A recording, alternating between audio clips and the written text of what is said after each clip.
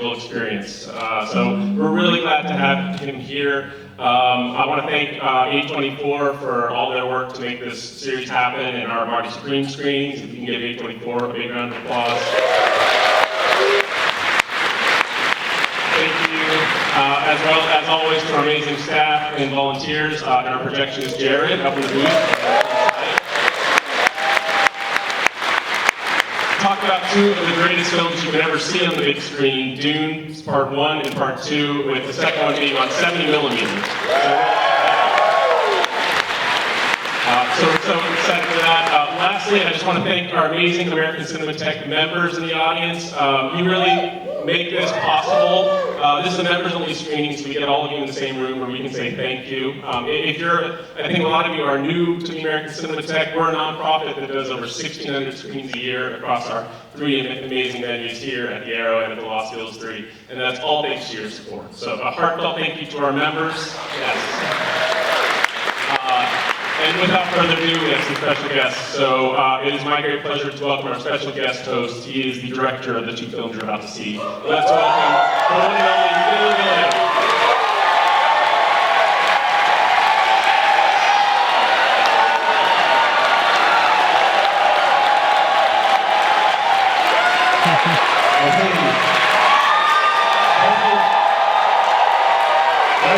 Welcome. Okay, it's going to be a long night, so I will waste no time to introduce my dear friend who was nominated just nominated for an Academy Award, for a BAFTA, and won the Critics' Choice and a Golden Globe for Marty Supreme. Timothée Chalamet.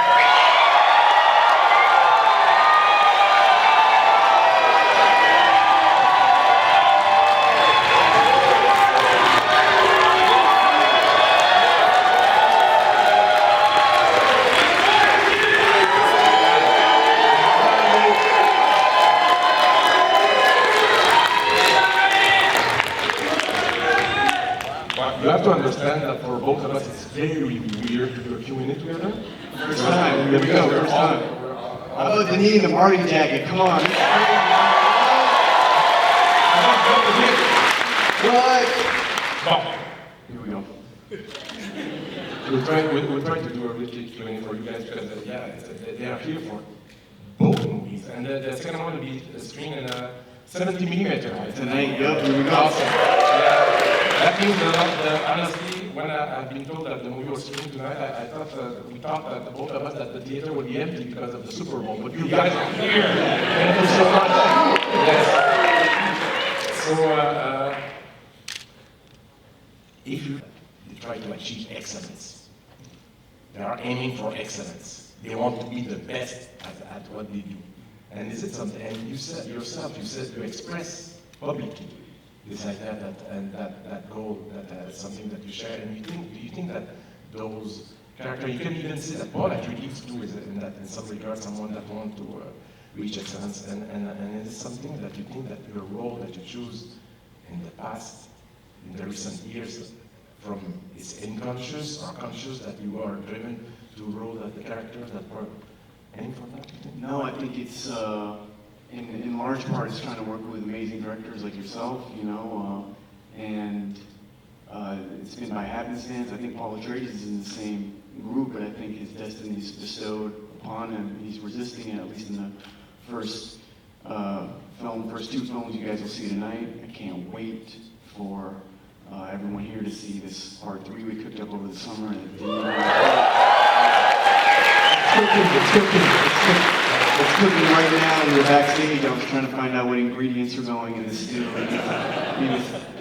Typically mysterious. And this is a very surreal experience to be up here. I got tremendous respect for Denis. We were backstage. I told him it feels preposterous for you to ask me questions. I had a whole list of questions on my phone, and this man truly changed my life. And stop it. No, it's true, man.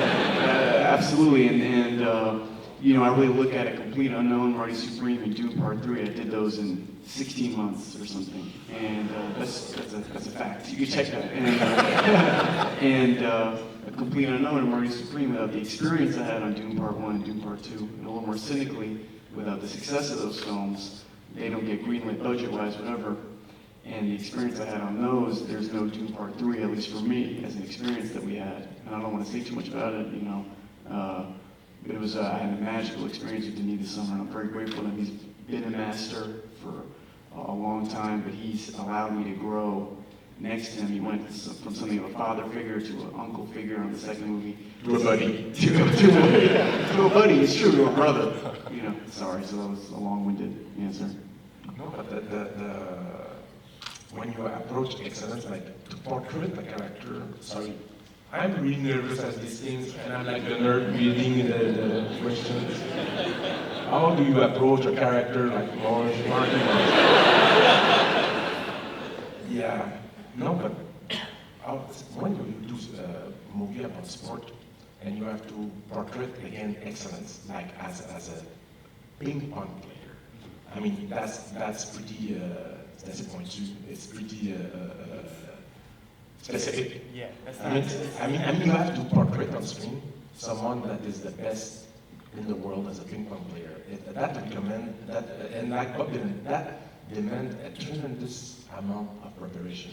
A tremendous amount of preparation, but as you said, I feel like I find myself in these roles, and you know, ping pong is a metaphor in this movie. I feel like it's really about being an artist and being shut down 1,000 times. And you know, I look at your early interviews in Montreal, and there's a tremendous amount of humility in the interviews, but also to achieve a movie like Dune, I know your confidence has to be on a level that's insanely high. And it's one of the exciting things about talking to Denis tonight. I feel like Marty Supreme is about ambition with no disguise. It's just ambition. And what I've loved working with you, or even going back to these early interviews, the amazing thing with Denis, I've said in 1,000 interviews before, but he's a good man. And I feel like with genius artists, there's usually like a very selfish, there can be a selfish component. And, you know, I thought maybe that's why you hate Marty Supreme or something. No, I'm kidding. But, no, I'm kidding. If you love Marty Supreme, you know. You always told me to work with the Safdie brothers. Yeah, for 6 yeah, years you told me to. I'm a major fan of these guys, and Josh Safdie and his brother. But We were doing COVID, we went to see Tenet together when we did the Budapest Inn, and Denis said to me, "What are you going to work on?" I said, "I think I'm going to do this table tennis film with Josh Safdie." And you never flinched about table tennis. You said, "You got to work with Josh Safdie. He's a great filmmaker." No, they are like amazing filmmakers, and the work you did, both of you together, is truly astonishing. I was so proud of the film. Watching you and the film too. It's an incredible accomplishment. And the thing again to portray, there's like, I don't want to diminish it to the sport, but it's just I always think of it. You have to on screen in front of the camera perform like if you were. I mean, you play ping pong a lot. Oh yeah, it's true. It's true. No, but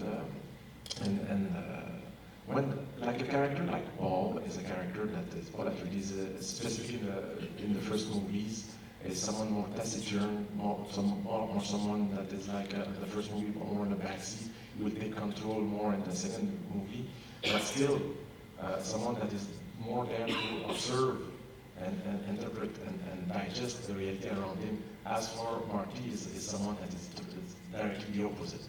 It's true, and they both come with their great qualities, but I look at my experience working on Dune, like Paul's relation with the sandworm, where in the first movie he's almost eaten by it. And I feel like I barely survived the production simply because to step on that set, I was 23 years old, and you know, we're in Jordan, we're in the UAE, we're in Budapest, and also I was thinking about it on the drive here. Working on a movie like Dune, the size of it, there's days where a lot is demanded of you and some where, and I didn't know how to navigate it the first time. I think anyway, so in the second movie, he learns how to ride the worm. It's a little bit where I found myself. And on the third one, I'm not giving anything away plot-wise, but I feel like I really knew what I was walking into, and I felt your generosity in that way. So if Marty Malger's driven towards excellence, it's obviously not where Paul Atreides finds himself in the third movie. I won't say too much about where it's going, but I did feel, he didn't kill me, you guys shut the fuck up. The thing is, as you rightly said, the books have been written 65 years ago. Spoilers. Exactly, that's true. Yeah, but there's a certain level of paranoia about the script pages and stuff, you know, they don't want anybody to leak. But no, I feel like, you know, I don't want to give too much away and then the collaborative process is private, but I felt I was coming off Complete Unknown and Marty Supreme, and I felt like I had a certain level of confidence coming off those projects. It's delicate when you're working with someone like Denis, you know, what a treat for all of us tonight. I don't know how many people are coming tomorrow night too, but we get Denis Villeneuve and Christopher Nolan on back-to-back nights. These are like the two masters. We get a lot of masters working, but to me, they differentiate themselves simply at the size of the budgets they're working with. They still are on the same worm of their films, you know, they're still riding the wave. And I felt Denis on this third one, I feel like he would help me through the first one, and the second, I feel like this time he really allowed me to continue blossoming artistically. And That's I'm so very sweet, grateful. because it's true, but and it's, you know, for a director, this will be the, probably, the only time in my life that I will have the deep privilege to witness an actor, an artist growing in front of the camera. And getting more and more confident and evolving. And I did see you grow and artistically. And for me, it's quite a privilege and truly a unique and amazing experience. And to see, because you have always been tremendously talented. You're like a diamond and a brute, a diamond brute, but to see how you learn to own the space and to become a lead and own the space on the set, I truly saw an incredible evolution between the three movies. And it's true that the three films were a different experience and a very For interesting. me, they were entirely different. And again, without revealing too much anecdotally, but what's going No, but, shit, what was I going to say? I don't know. The worm? Something about the worm. Well, okay, I would go back to what was planned. Okay? When you're acting, are you interested by control or by more by the control or by accidents? Meaning that when the camera rolls, is it something for you that are you excited by the unknown of something that could burst and surprise you, or you're more reassured to see when you look at yourself that you're in control of what you were doing? Yeah, practice a million times, so in the moment, it can be totally free.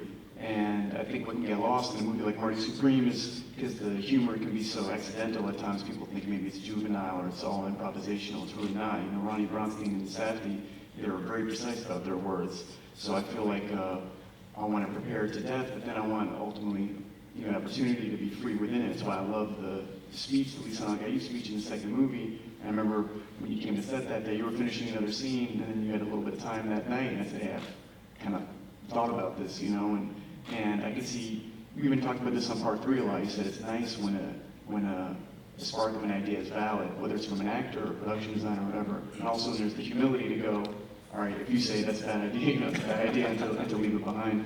But you know, I think things can be accidental and organic, and it's one of my favorite things, I think, in part 3 again. But it was to learn the tone of the movie, you know, and go, okay, the plot has to move forward here, and Paul Atreides is the central character, but where moments can get snuck in that feel really impromptu, in a movie that's futuristic, it's sci-fi, I think as an audience you really connect with that. You go, whoa, this is lived in, you know? Yeah, that was a journey. You know, we spent a lot of time together. But yeah. There's something about it, there's all the process acting. So there's something I like is what happens in the kitchen stays in the kitchen. So that's why I know, I keep going near it, so I'm sorry. I'm the one that's doing it. Yeah, yeah, no, see, you're right. What happens in the kitchen stays in the kitchen. No, yeah, I know. I would talk about our process together, but I don't know if how much you would be happy about that. No, but it's nice. It's nice things I want to Yeah. I feel your. No, Yeah. no, okay. No, But I read something interesting the other day because I'm a victim of that tonight. I wear the Marty Supreme jacket, which I think is awesome. But, no, but I read that, and I love that you said that for you, the marketing of Marty Supreme was a personal act of creativity. It was not a gimmick or something. It's something that you truly believe, that, and it was a way to express yourself. And I know you made that short film where you see the character coming out, or yourself coming out of that box with balls, ping pong orange balls. And it was very, no, it felt like a contemporary performance, video performance. And so it's something that, because I felt that also already with fashion, that you express yourself. Of course, your main job is acting, being an actor, but you also love to express yourself to different medium like that. Absolutely. I mean, these films are commercially oriented, so to do things that are purely an art feel or a performance art feel, I feel like it's not even part of the job. It's like, you know, it's where my creativity or my expression is taking me. Honestly, seeing how your creativity and the things that come to you on set and the way you're inspired too, you know, I feel like as an actor you'll lose your mind if you stay in that box, or if you think of yourself in that box, especially in Hollywood, especially if you like to be told where to stand, what to say, how to say it, be fearful, not want to, you know, misstep and misspeak, and you gotta keep pushing and push outside that box. You know, Greg Fraser helped me shoot that video, and I wouldn't have met Greg if it wasn't for Dune. So yeah, these things I felt like expressions, and it's one of the things you know, stepping on Dune 1, I had no clue, honestly, what was happening half the time, and by the third movie, you know, a director can have a singular vision of the stories, the communication with actors like myself, but then like with Denis, he has this masterful crew. There's Jackie in the costume department, or Greg Fraser or Linus in the third movie, and he's kind of like being captain of the ship at the same time. Anyway, I don't know if I'll ever be bold enough to actually direct something when you're around artists like yourself or Safdie. I want to step outside that box, you know, and push myself. Do you think you will direct a film one day? You look, man, you set the bar way too high, man.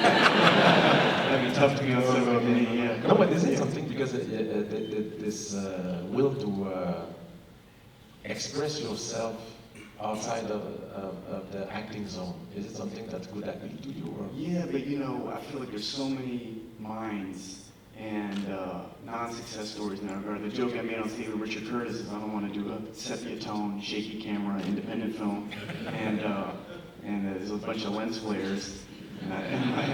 Anyway, not to be disrespectful, but like that, you know. But maybe one day, let's see. Yeah, he'll produce it. I will. If I can get a name on it, I'll co-sign. But that's a commitment. When we did the 3 movies together, the difference with Dune and other projects is that you add 3 movies to work on the same character, seeing the evolution of this character, and did you, because we had chat together about this, but were you able to project yourself or to construct an arc out of each movie? Not maybe the third one, because we didn't know at the time we would do it, but is it something that you had in mind as you were building the character? No, definitely 2 and 3. Like I said, the first movie, I literally, because I had shot, you know, I didn't really understand that the part 1 and part 2, I really feel like the arc is unresolved at the end of the first movie. It's untraditional in that sense, the lead character, and then really the second movie fulfills it. I think the third one, I've totally had that experience, you know, and it was very clear to me what the story was we were telling, and very moving, because I felt like I spent the most time with any director with you, the most time with any crew, with the crew of Dune, so I felt like it was kissing something goodbye. We also did these films rapidly. It hasn't maybe felt like that in the release of them, but it was quick, and I finished them at 29, you know, coming out when I'm 31, but I did them in my 20s, and you know, I had a great joke and metaphor to make there. I'm not gonna say it. It's like the way the movie ends, the way the book ends is the way you know, my career is like how my career is leading me. But I don't want to say too much. I don't want to say too much. just know I was going through a lot on set that day. I was like, holy shit. Yeah. It's not true. One thing at a time. No, but Benicio del Toro said something one day that I really love. He said, it's not filmographies, it's biographies. Yes, Dune would have been 7 or 8 years of our life, 10 years for me, but together we still, it's No, you were unlikely to work with someone as much as you work with me. I always tease Denis about that. I'm like, this is, I'm it, baby. I'm like, this is, that's it. And in memoriam, we're next to each other. My friend. Like us, whatever, the arms around each other. But, no, I mean, yeah. Ah, shit, what did you say there? I need my main answer is because I'm a director, but the time-wise, are we okay? Oh. Huh? 5 more minutes. 5 more minutes, all right. So,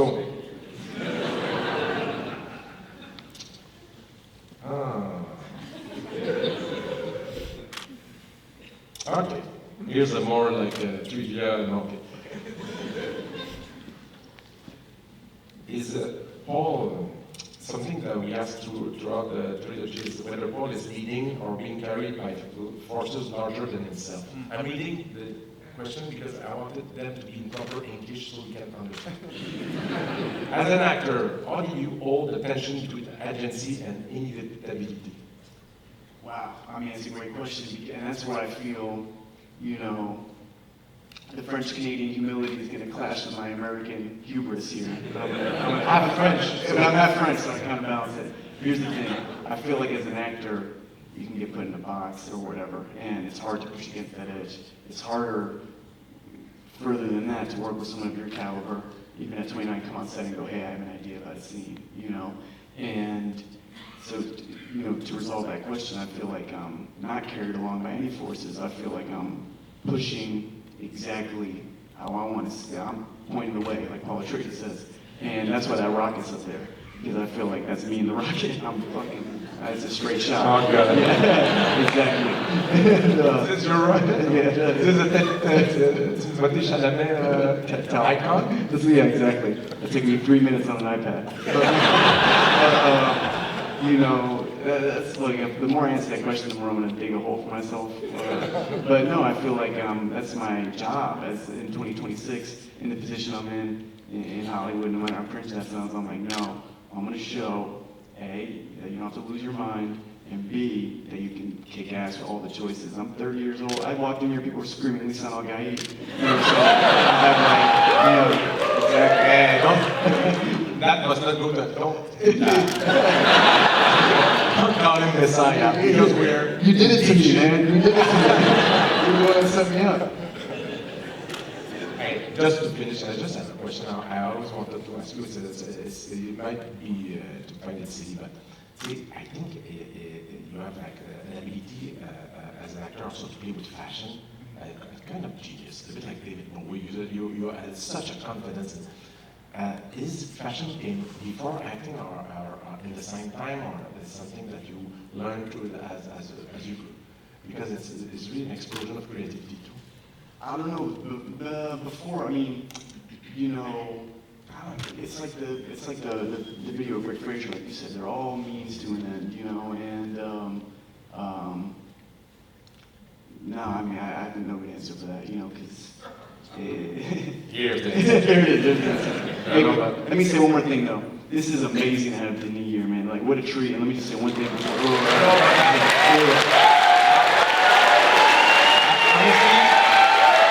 Thank you. I'm here for you guys and for him. I mean, I'm in the editing room right now. We're knee deep into the cut. So the fact that he left the editing room. So yeah, exactly. Yeah, it's just because I keep of you. No, and I appreciate it, man. And like even the last thing we kind of skirted around, he's like, oh, you want to, you know, let people into the kitchen too much or whatever. Basically, without saying too much once more. But I've had this unique experience with this man, and hopefully we'll get to do it somewhere else. I know you gotta get a British guy for next one, blah blah blah. But you're French and everything. Yeah, that's true. Hey, he's pitching me. Let's go. But the first movie I was like a tadpole. The second one, I was growing. This third one, to the degree of, things of your private opportunities, he allowed me to blossom. And I'm very grateful for that, to have a tremendous artist like yourself. You didn't have to do that. You're such a good director. You could, you could have blocks. Merci, mon ami. You're very generous with me. Thank you so much. Congratulations on everything, and touching wood for what's up. Hey, let's see, man. Come on. If you're a member of the Screen Actors Guild, no, I'm kidding.